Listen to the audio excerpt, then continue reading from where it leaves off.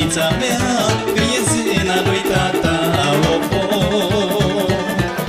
dar și băiețelul meu, că poartă numele meu, mă.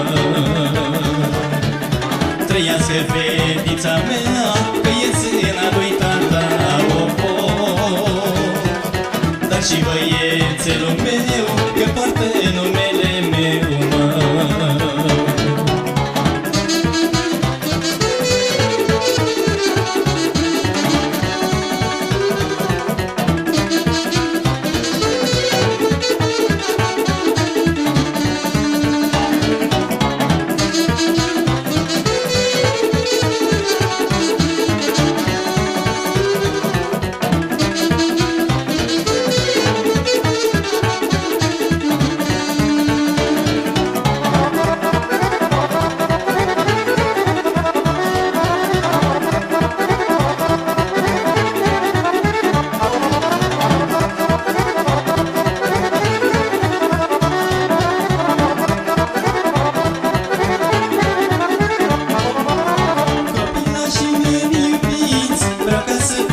Fericiți,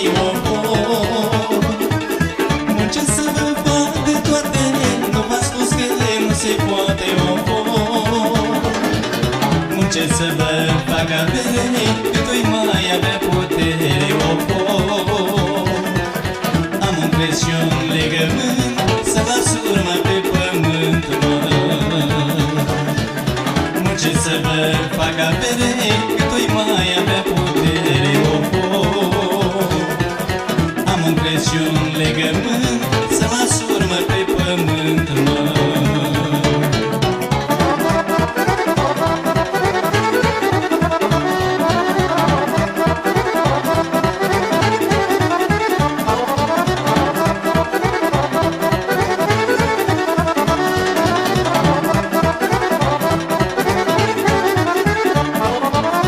Așa spune tatăl meu când eram acasă,